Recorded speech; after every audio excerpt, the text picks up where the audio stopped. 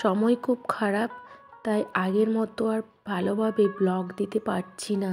সবাইকে জানাই সুপ্রভাত। ওয়েদার খুব খারাপ, ভীষণ বাজে, ঝিরি ঝিরি বৃষ্টি পড়ছে,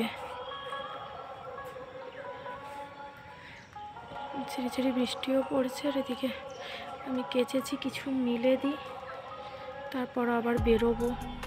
ভোরবেলা ঘুমটা ভেঙেছে একদম একটা বাজে খবর দিয়ে।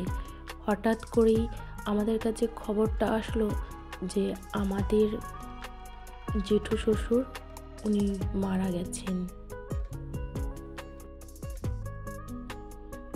মানুষটা সত্যি খুব ভালো ছিল, আর ঘুমটা ভাঙবে এই খবরটা দিয়ে সত্যি আশা করা যায় না। কোথাও একটু আশা ছিল যে হসপিটাল নিয়ে আসলে হয়তো উনি ঠিক হয়ে যাবেন। শক্ত সমর্থ একদম সুস্থ একটা মানুষ হঠাৎ, যদি জানতাম রোগে ভুগেছে, অসুস্থ ছিল, সেই হিসেবে হয়তো উনি মারা গেছেন, তেমন কিছুই না। আগের দিন রাত্রেও পর্যন্ত এত ভালো, এত ঠিকঠাক আছে, কি করে এটা হতে পারে? কেউ জাস্ট মেনেই নিতে পারছি না ব্যাপারটা। মোটামুটি কিছু কিছু জিনিস এখানে রেখেছি, এগুলো রাফ ইউজ করব আর কি ঘরের।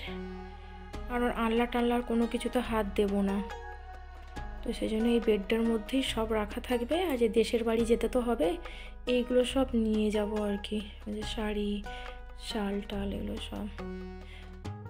সত্যি 2025টা যে কী হচ্ছে কিছু ভালো লাগছে না। 2025টা যে কী হচ্ছে কিছু বুঝতে পারছি না। একটার পর একটা ঘটনা, একটার পর একটা খারাপ সংবাদ পেয়েই যাচ্ছি। কিছুদিন আগে আমার নিজের জেঠু মারা গেলেন। আজ আমার বাড়িতে মানে জেঠুর শ্রাদ্ধ, আজ আমার যাওয়ার কথা ছিল, আর তো আমি যেতে পারবো না। আর আজকে আমার জেঠু শ্বশুর মারা গেলেন, মানে আমার নিজের জেঠু শ্বশুর। কিছু ভালো লাগছে না, মনটা ভীষণ খারাপ। মানুষটা খুব ভালো ছিল। আর দেশের বাড়িতেই এখন থাকবো, এখানেই থাকতে হবে।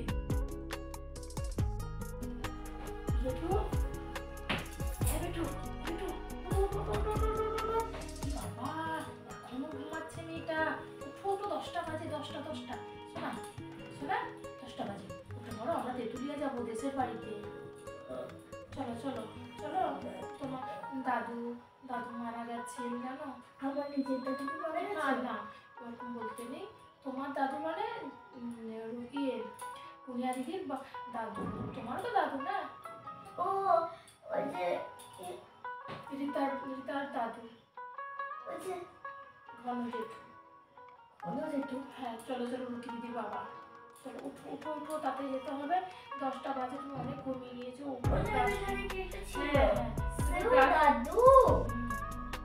ব্রাশ করো, ব্রাশ করে শোনো, ব্রাশ করো একটু কিছু খেয়ে নাও। এখন থেকে আর মাছ মাংস চাইবে না, পেঁয়াজ রসুন সব বন্ধ। হ্যাঁ, যা দেবো তাই খাবে। বাড়তে তো হবে পরে, অনেক দিন তোমার কাছে। চলো চলো, আর আমি বিছানা গুছিয়ে নিই। আসো আসো আসো আসো আসো, চলে আসো চলে আসো চলে আসো। তো হ্যাঁ বাবা, দাদু ঠাম্মি চলে গেল, দাদু ঠাম্মি চলে গেছে। হ্যাঁ, এখন আমরা বেরোবো। কখন আসবো? এখন থাকবো 2-3 দিন। আজ থেকে আমি আপনাদের সাথে যতটা পারবো ততটাই ব্লগ দেওয়ার চেষ্টা করব।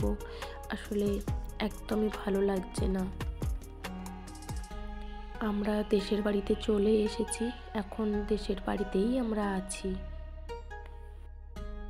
আমরা এখন দেশের বাড়িতে এসে গেছি, আর মন টন ভালো নেই একদম। সেই জন্য আপনাদের সাথে এখন আমি আর ঠিকঠাকভাবে ভিডিও শেয়ার করতে পারবো না। দেশের বাড়িতে এখন থাকবো, তারপর বাড়ি গেলে আবার ভিডিও আপলোড হবে। যতটুকু পারবো আপনাদের সাথে আমার দুঃখটা ভাগ করে নেব। মেয়ে ঘুমিয়ে গেছে, এদিকে এই যে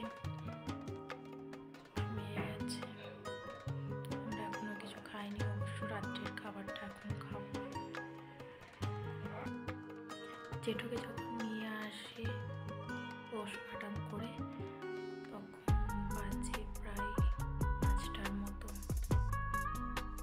এখন বাজে 9:40। আমার হাজব্যান্ডরা এই সবে মাত্র এসেছে, এখন ওরা স্নান করবে। স্নান হয়নি, আমাদের হয়ে গেছে স্নান টান। মেয়ে ঘুমোবে, ঘুম পাচ্ছিল, ওই জন্য ওকে নিয়ে একটু শুয়েছি। ঘুমিয়ে গেছে, এখন আমি উঠে বসলাম। আসলে ও জ্ঞানও তো এরকম কোনোদিনও দেখেনি, এরকম সিচুয়েশন। তো যতবার হয়েছে, ও তখন একটু ছোটো ছিল বলে ওকে আমি মামা বাড়িতে রেখে দিতাম, নিয়ে আসতাম না আর, কারণ এখানে তো একটু অন্যরকম কান্নাকাটির ব্যাপার থাকে। তো ওইটা প্রথম এসেছে, এসব দেখে ও জাস্ট জিনিসটা নিতে পারছিল না, সেন্সলেস হয়ে গেছিলো কাঁদতে কাঁদতে। আমি নিজে খুব ভয় পেয়ে গেছিলাম।